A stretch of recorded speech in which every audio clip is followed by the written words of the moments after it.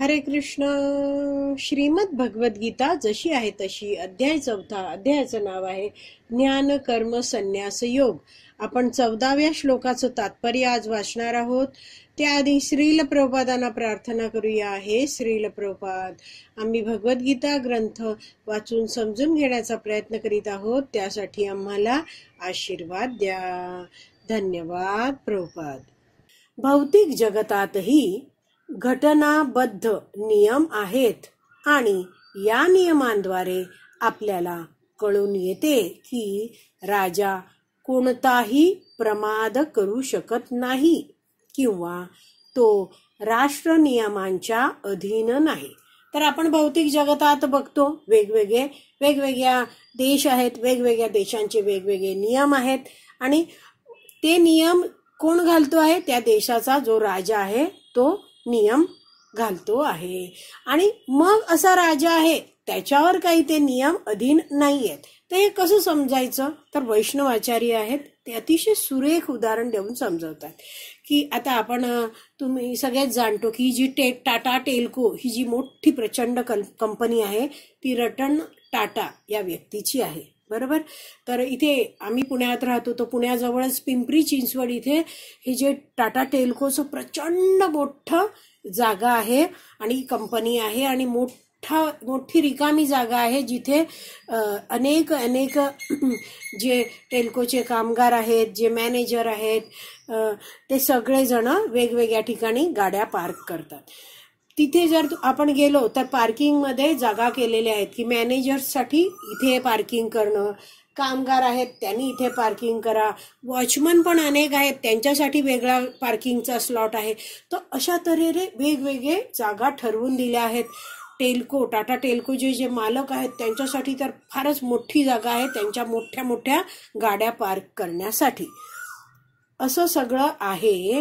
पण जेव्हा रतन टाटा त्यांची इच्छा होते आणि या टाटा टेल्को पिंपरी चिंचवडच्या कंपनीत येत आहेत तर त्यांच्यावर असा नियम आहे का की त्यांनी फक्त त्यांच्यासाठी ठेवलेली आहे, नेमून दिलेली आहे गाडीची जागा, तिथेच गाडी पार्क करावी? नाही. त्यांच्याच मालकीची सगळी जागा आहे.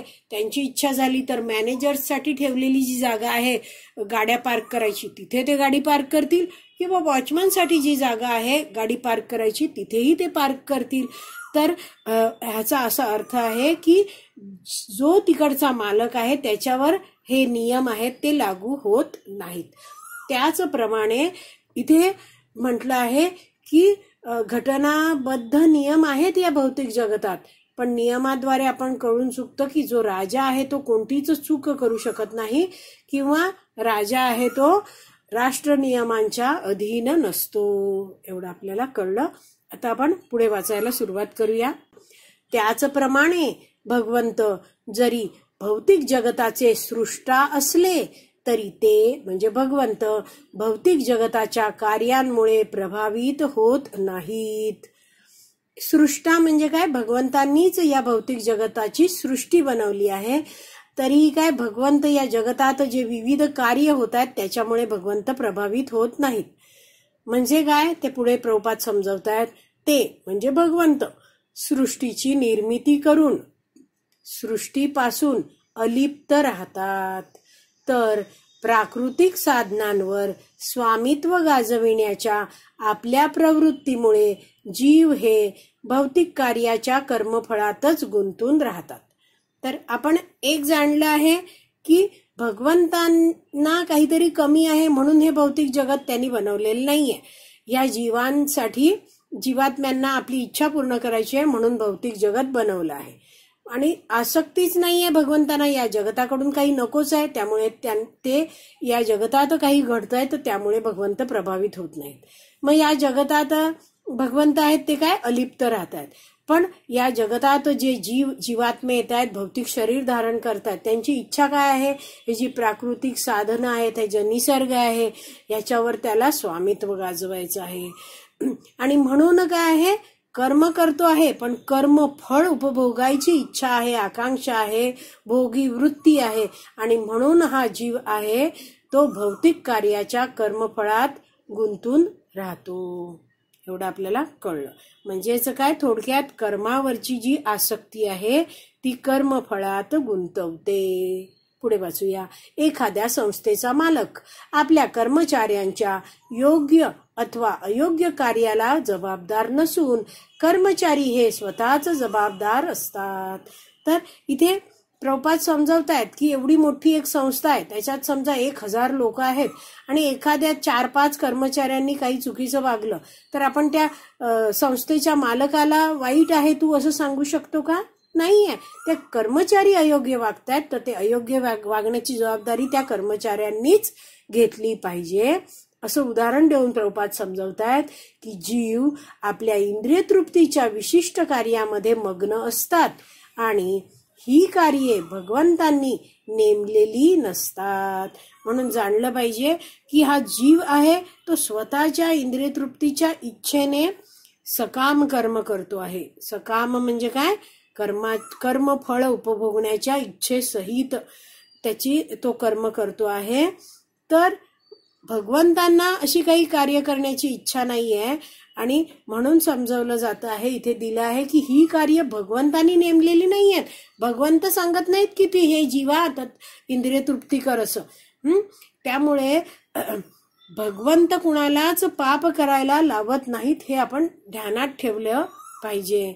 तर मग व्यक्ती वाईट कार्य वगैरे करतो आहे तर तो का करतो आहे, कारण त्या व्यक्तीमध्ये जो काम भावना आहे, जी उपभोगाची भावना आहे, ती इच्छा आहे, ती त्या व्यक्तीला पाप करायला प्रवृत्त करते. त्यामुळे इथे म्हटलं आहे की हा जो जीव आहे त्याला काय आहे, आपल्या इंद्रिय तृप्तीच्या विशिष्ट कार्यामध्ये जीव मग्न आहेत. का? कारण त्याला आणखीन वेगवेगळ्या प्रकारे उत्तम इंद्रिय तृप्ती करायची इच्छा असते आणि त्यात तो मग्न होतो, गुंतून जातो.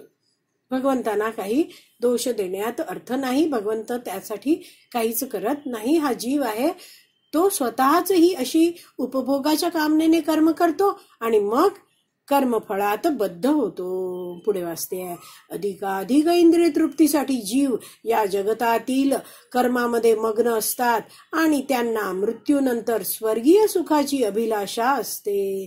तर असे जीव आहेत या जगतात कर्म करतो आहे आणि इच्छा काय आहे, आणखीन मला इंद्रिय सुख मिळाला पाहिजे. स्वर्गाबद्दल ऐकतो, तिथे इतकं सुंदर सुख आहे, मला तिथे जायचं आहे, असे सगळे त्या इच्छा करतो. भगवंतांबद्दल म्हणतात प्रभुपाद की भगवंत स्वतःमध्येच पूर्ण असल्यामुळे त्यांना म्हणजे भगवंतांना तथाकथित स्वर्गीय सुखाचे मुळीच आकर्षण नसते. तर जीव कर्म जसे करत जातो आहे तसं कर्माचे संस्कार त्याच्या मनावर होत जातात. म्हणजेच काय, इंद्रिय तृप्तीचं एक कार्य केलंय तर पुन्हा तसंच कार्य करण्याची इच्छा होते आणि अशा प्रकारे जीव आहेत ते इंद्रिय तृप्तीमध्ये रमतात. पण भगवंत कसे आहेत, भगवंत तर दिव्य आहेत. भगवंत या जगतातल्या कोणत्याही कर्मामुळे प्रभावित होत नाहीत. पण जीव आहे तो मात्र कर्म करतो कर्मफळाच्या अपेक्षेने आणि त्यामुळे जन्म मृत्यू जरा व्याधीच्या चक्रात अडकून पडतो. पुढे वाचूया. स्वर्ग लोकातील देवदेवता म्हणजे भगवंतांनी आपल्या सेवेमध्ये नेमलेले सेवक आहेत. तर आपण जाणतोच की देवदेवता सुद्धा काय आहेत, आपल्यासारखेच जीव आहेत. मात्र जसं एखादा आपण उदाहरण आधी पण बघितलं होतं की एखादा आपल्या आता जिल्ह्याचा डिस्ट्रिक्ट कलेक्टर असतो, जिल्हा अधिकारी असतो, तो पण आपल्यासारखाच माणूस आहे. पण त्यांनी खास ट्रेनिंग घेतलं आहे सरकारद्वारे. सरकारने त्याला आता या जिल्ह्याची जबाबदारी घ्यायला दिलं आहे. तर तो काय आहे, जबाबदारीचं ते काम करतो आहे. तसंच या देवदेवता आहेत ते आपल्यासारखेच जीवात्मे आहेत, पण भगवंतांनी त्यांना स्वतःच्या सेवेमध्ये नेमलं आहे. ते भगवंतांचे सेवक आहेत. कळलं एवढं. तर पुढे म्हटलं आहे की कर्मचारी ज्याप्रमाणे खालच्या प्रतीच्या सुखाची अपेक्षा करतात त्याप्रमाणे मालक काही खालच्या प्रतीच्या सुखाची अपेक्षा करू शकत नाही. भगवंत हे भौतिक कर्म आणि कर्मफलांपासून अलिप्त आहेत. तर आपण जाणून घेऊया की देवता आहेत त्यांच्याकडे बघा, आपण आधीचा श्लोक वाचला. कोणता श्लोक वाचला? 12वा श्लोक. त्यामध्ये भगवंत काय म्हटले की मनुष्य आहे तो काय करतो, या जगतात सकाम कर्मामध्ये सिद्धीची इच्छा करतो आणि चटकन त्याला फळ हवं आहे म्हणून तो काय देवतांची आराधना करतो. तर ह्या देवता कोण आहेत ते थोडक्यात प्रभुपाद इथे समजवत आहेत या तात्पर्यात, की देवता तर भगवंतांचे सेवक आहेत. आणि हे कर्मचारी हे उदाहरण दिलंय म्हणजे काय आहे, हे या जगतातले सगळे जीवात्मे आहेत. ते इच्छा काय करतात, आम्हाला इंद्रिय तृप्ती हवी आहे. तर असे जीव काही इच्छा करतायत, तर मालक काही तशी इच्छा करतो आहे असं नाहीये. म्हटलंय ना की मालक काही खालच्या प्रतीच्या सुखाची अपेक्षा करीत नाही. तर भगवंत आपले मालक आहेत, आपण जीव भगवंतांचे अंश आहोत, सेवक आहोत, दास आहोत. पुढे वाचते आहे, भगवंत हे भौतिक कर्म आणि कर्मफलापासून अलिप्त आहेत. भगवंत अशा कोणत्याही भौतिक कर्मात अडकत नाहीयेत आणि आसक्ती नाहीये, कर्मफळ उपभोगायची इच्छा नाहीये, त्यामुळे कर्मफलात पण अडकत नाहीत. पण जो जीवात्मा आहे त्याला तुच्छ अगदी छोट्या छोट्या इंद्रिय तृप्तीची इतकी इच्छा आहे की तो सारखी वेगवेगळी कर्म करतो इंद्रिय भोगाची, आणि त्यामुळे काय कर्मबंधनात अडकत राहतो. पुढे प्रभुपाद समजवतायत की उदाहरणार्थ पावसाशिवाय जरी विविध प्रकारच्या वनस्पती वाढण्याची शक्यता नसली तरी पृथ्वीवर उगविणाऱ्या विविध प्रकारच्या वनस्पतींसाठी पाऊस जबाबदार नसतो.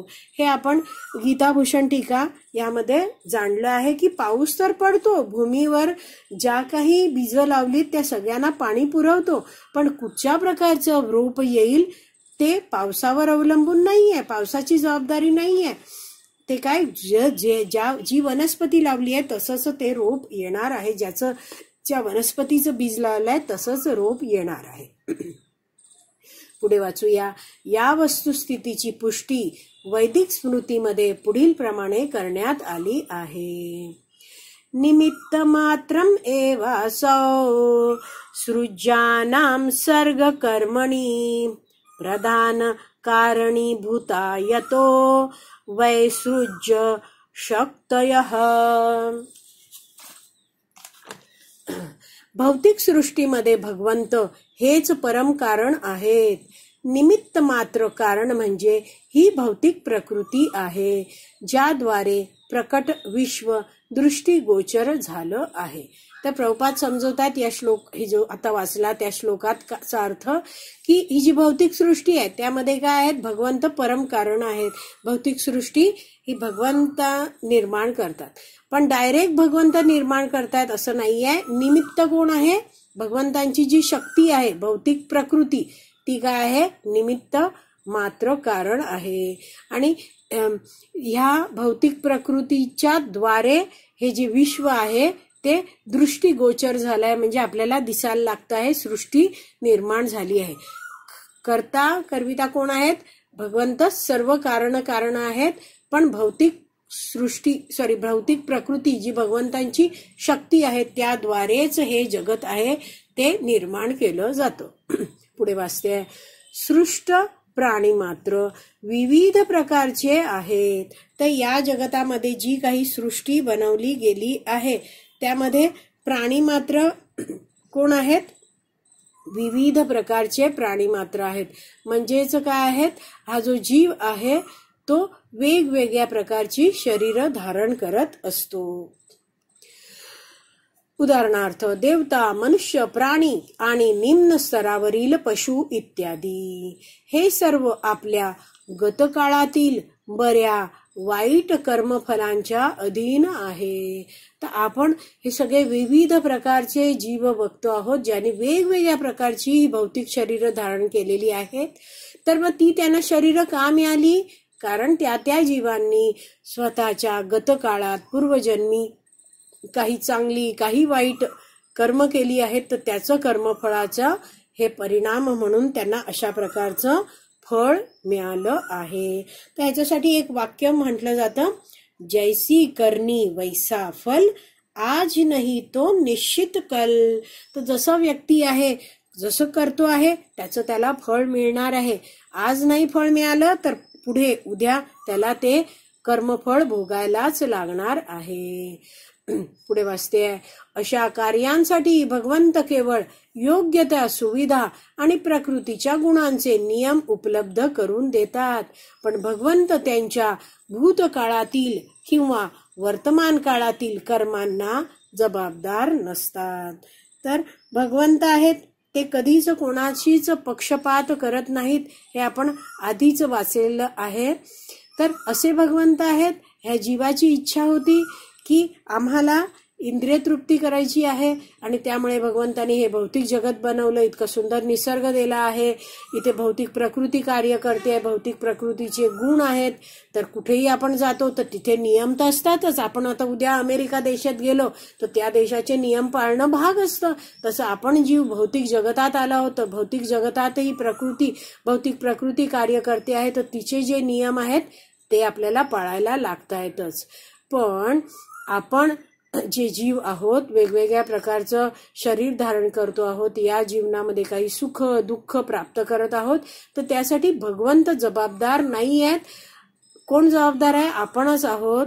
कारण आपण भूतकाळात पूर्व काळात जी कर्म केलेत आणि इच्छा केल्यात त्यानुसार आपल्याला हे शरीर मिळतं आहे. त्यामुळे जी काही आपण वर्तमान काळात आत्ता जी काही कर्म करतो आहोत किंवा पूर्वी काही कर्म केली आहेत त्याला भगवंत जबाबदार नाही आहेत, एवढं आपल्याला कळलं. पुढे वाचते आहे वेदांत सूत्रामध्ये 2.1.34 मध्ये याला पुष्टी देण्यात आली आहे. म्हणजे काय, जे इथे जे समजवत आहेत प्रभुपाद, तर त्याला वैदिक शास्त्रात एका श्लोकात पुष्टी दिली आहे असंच सांगितलं आहे. वैषम्य नैघृण्ये न सापेक्षत्वात. भगवंत कोणत्याही जीवाबद्दल कधीही पक्षपाती नसतात. तर भगवंत कधीच पक्षपात करत नाहीत. भगवंतांचे सगळे आपण जीव आहोत, ते अंश आहोत, लेकरं आहोत आणि भगवंतांचं एक इच्छा आहे की या सर्व जीवांनी या भौतिक जगतात दुःख भोगत राहू नये, तर सगळ्यांनी पुन्हा भगवत धामात परत यावं अशीच भगवंतांची इच्छा आहे. आणि म्हणून तर भगवंत आपल्याला विविध प्रकारच्या सुविधा पुरवतात. भगवंत एकतर आपण इच्छा केली आहे भगवंतांपासून वेगळं होऊन या जगतात म्हणजे इंद्रिय उपभोग करायची, तर भगवंतांनी भौतिक सृष्टी बनवली, आपल्याला इथे पाठवलं आणि एकटं सोडलं का नाही. आपल्या हृदयात भगवंत परमात्मा रूपात राहत आहेत, एक मित्र हितचिंतक म्हणून राहत आहेत. भगवंतांनी वैदिक शास्त्र दिलेलं आहे, अधिकृत गुरु शिष्य परंपरा दिल्या आहेत, अनेक भक्त सगळं काही उपलब्ध करून दिलं आहे, जेणेकरून आपण काय करू शकू, आपण याचा उपयोग करून घेऊ शकू, भगवंतांना जाणून घेऊ शकू आणि भगवत भक्ती करून पुन्हा भगवंतांकडे जाऊ शकू. तर भगवंत कोणाच बाबतीत पक्षपात करत नाहीत. पुढे वाचते आहे जीव स्वतःच्या कर्मासाठी स्वतः जबाबदार असतात. भगवंत त्यांना भौतिक प्रकृती म्हणजेच बहिरंगा शक्तीच्या माध्यमाद्वारे केवळ सुविधा उपलब्ध करून देतात. तर भगवंत काय आहे, केवळ सगळ्या सुविधा उपलब्ध करून देतात. कोणाही बाबतीत भगवंत आहेत ते कमी जास्त करत नाहीत. प्रत्येक जण आपल्या कर्मानुसार सगळं प्राप्त करत असतो. ज्याला या कर्माच्या नियमांची गहनता पूर्णपणे ज्ञात आहे तो आपल्या कर्मफलांनी बद्ध होत नाही. म्हणजे काय समजलं आपल्याला, जो माणूस जाणतो आहे की अशीही कर्म असतात, कर्म केलं की असं कर्मफळ लागणारच आहे, तर हे सगळं ज्ञान त्याला समजलं आहे, तर मग असा व्यक्ती आहे तो कोणतंही कर्म करताना आसक्त होईल का? नाही होणार. तो कर्तव्य भावनेने कर्म करेल, हृदयाची शुद्धी होण्यासाठी कर्म करेल आणि मग तो कर्मफलांनी बद्ध होत नाही. दुसऱ्या शब्दात सांगायचे तर जो मनुष्य भगवंतांच्या या दिव्य स्वरूपाला जाणतो तो कृष्ण भावनेतील अनुभवी मनुष्य होय. तर कसे भगवंत दिव्य आहेत, कसं त्यांचं कार्य दिव्य आहे. भगवंत दिव्य अवतरित होतात, ते दिव्य शरीराने अवतरित होत आहेत. सच्चिदानंद विग्रह स्वरूप आहे भगवंतांमध्ये, अचिंत्य अद्भुत अशा शक्ती आहेत.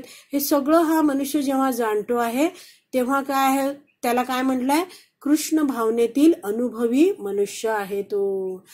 आणि याप्रमाणे तो कर्माच्या नियमांनी कधीही बद्ध होत नाही.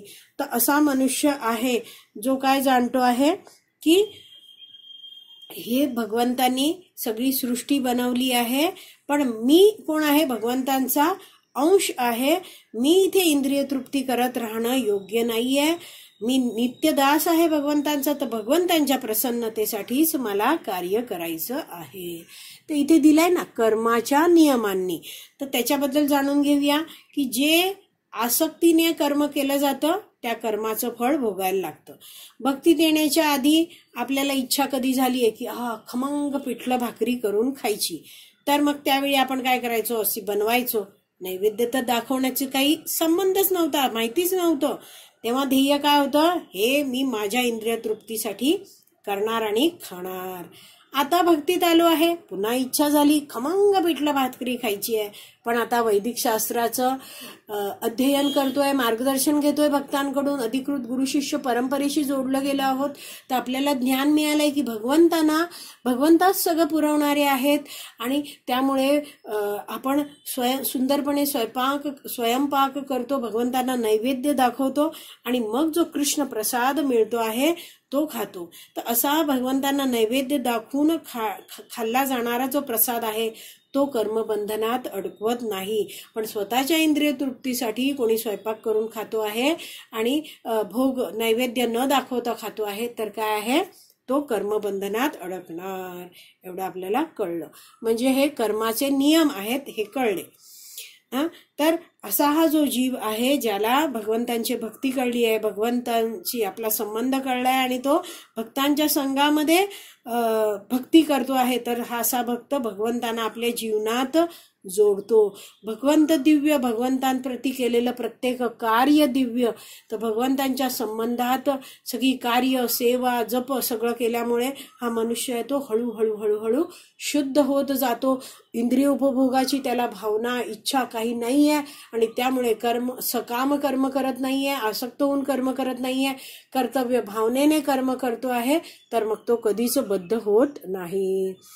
पुढे प्रभुपाद म्हणतात, जो भगवंतांचे दिव्य स्वरूप जाणत नाही आणि विचार करतो की सामान्य मनुष्याप्रमाणेच भगवंतांचे कर्म ही सकाम कर्मच आहे, असं म्हणतोय माणूस, तो भगवंतांना सामान्य म्हणतो आहे, तर असा व्यक्ती निश्चितपणे स्वतःच सकाम कर्मफलामध्ये गुंतून पडतो. परंतु जो परमसत्याला जाणतो तो कृष्ण भावनेत स्थिर झालेला मुक्त जीव होय. तर अनेक लोक म्हणतात भगवंतांबद्दल, इतकं वाईट बोलतात भगवान श्रीकृष्णांबद्दल की अरे किती कामी होते भगवंत, कितीतरी उपभोग घेण्याची त्यांच्याकडे इच्छा होती, 16,108 राजकन्यांशी त्यांनी विवाह केला, पण ते वैदिक शास्त्र ऐकतच नाहीये, श्रवण नीटपणे भक्तांकडून केलेलं नाहीये, त्यामुळे त्यांना माहितीच नाहीये ही कथा. का बरं भगवंतांनी असे विवाह केले? भगवंतांनी जेव्हा या 16,100 राजकन्यांशी विवाह केले, त्याच्या आधीच भगवंतांचे विवाह झालेले होते 8 राजकन्यांशी.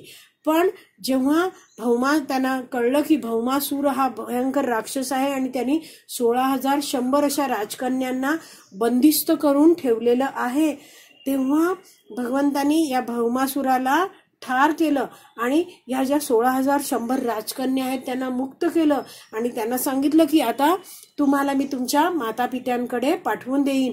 तर त्या राजकन्या म्हटल्या, भगवंतांना शरण येऊन म्हणाल्या की एक दिवस कोणतीही मुलगी बाहेर राहिली घराच्या तर तिच्याबद्दल शंका घेतली जाते, आम्ही तर इतका काळ बाहेर राहिलो आहे, तर आम्हाला कोण कसं स्वीकारेल, आमचा विवाह कसा होऊ शकेल? आता हे भगवंता तुम्हीच आम्हाला स्वीकारा. आणि भगवंतांनी त्यांना त्यामुळे स्वीकारलं आणि एका छोट्याशा खोलीत सर्वांना राहायला दिलं का? नाही. भगवंत इतके शक्तिशाली आहेत की प्रत्येक पत्नीसाठी त्यांनी द्वारका नगरीमध्ये प्रत्येकीला सर्व सुविधांनी सुसज्ज असा महाल दिला. प्रत्येकीला काही भरपूर नोकर होते, मोठं बगीचा होता, सरोवर होते, धनधान्य भरपूर होतं, सगळं दिलं.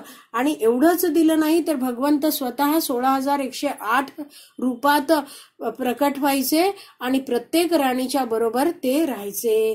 तर असे जे भगवंत आहेत त्यांना हे जे सामान्य लोक आहेत ज्यांना आध्यात्मिक ज्ञान अजिबात माहीत नाही, पण त्यांना आपल्या कल्पना शक्तीवर, बुद्धीवर, मनावर खूप विश्वास आहे, ते भगवंतांना वाईट साईड बोलतात.